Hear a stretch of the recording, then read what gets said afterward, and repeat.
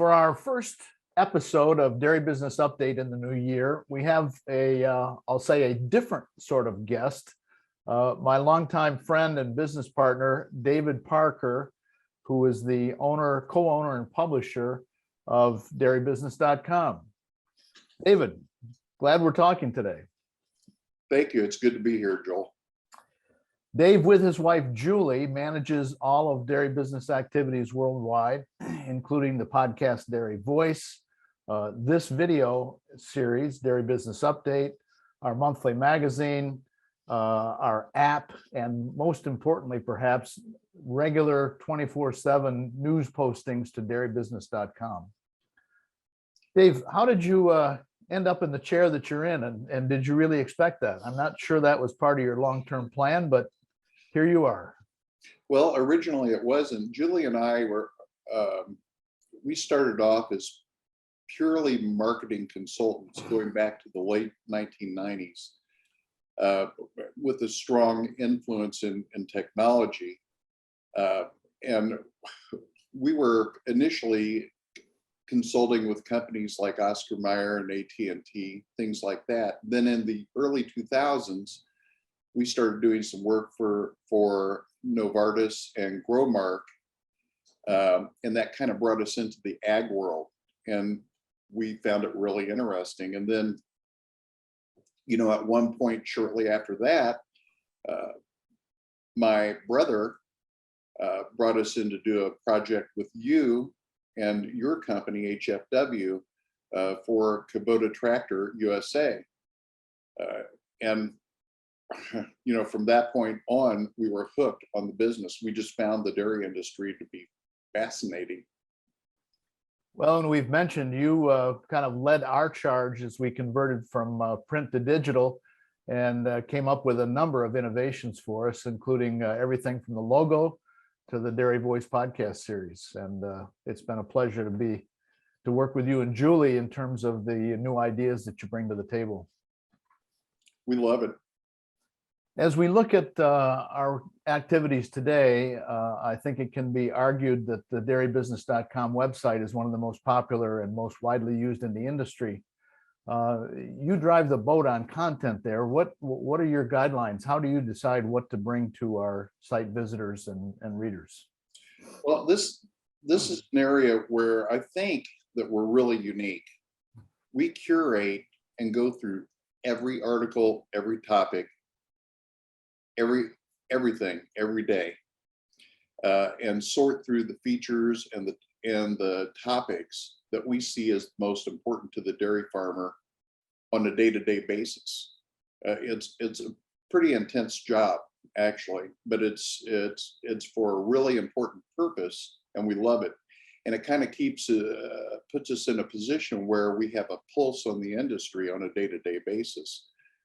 So we have a curation process that we go through that always ends with me every day going through every article that's out there. And there is a lot of dairy news every day.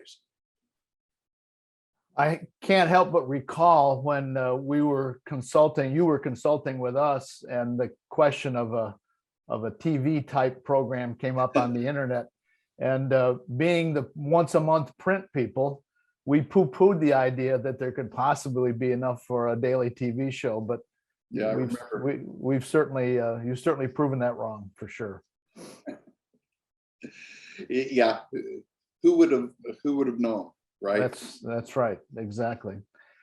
Well, as we kind of look back on 2021 and perhaps more importantly, look ahead to 2022, what are some of the trends that you're looking at and finding of interest to dairy producers in the dairy industry?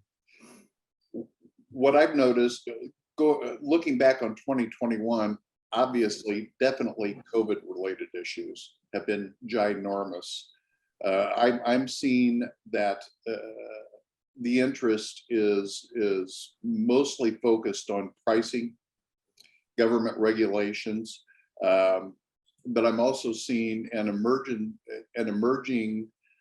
focus on exports. I think that's going to be really big going into this next year. plus alternative uses and income sources for farmers. You have a dairy farmer east that uses the manure and makes flower pots. It's a totally different approach to things, but they're creative. Dairy people are just amazing at how creative they can be to keep their business going. We're also seeing more and more beef information bleeding into the dairy news because of the crossover that's happening there. Dairy farmers just adapt very quickly, so the news tends to change really fast. I think this year, as I said, there's going to be a lot of focus on exports, feed prices, and looking at the next big thing, whether it be technology or the next use for the product. You did an interview with Eve Paulette from DMI, where she was talking about the cosmetic industry. I could easily see that working in the dairy world, right? I mean, milk has been used as a cosmetic product going back several thousand years. And I'm thinking, yeah, why not? I mean, if anybody can do it, dairy farmers can. And that would be a whole new arena for them to look at. Well, I think you're right, Dave. There's lots of exciting things to look forward to in 2022 and beyond.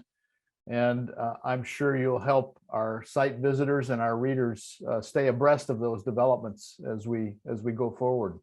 Every day. Thank you for being with us on Dairy Business Update, and thank you for what you do, Dave. Glad that you could be introduced to our audience in this fashion. Have a good day. I appreciate it, Joel, and thank you for all your years of service to dairy farmers. As one person recently said, you have definitely left a lasting impact on the industry. You've just been an unwavering advocate and champion to this ag world, and a true friend and guide to Julie and I over these years. And we truly appreciate all you've done for the industry and for us. We really appreciate it. Well, you're very kind. Thank you. And I'm glad that we'll have a couple of projects together as we move into the new year. Yes, we will. David Parker, the co-owner, publisher of DairyBusiness.com. Thanks for being with us. Thank you, Joel.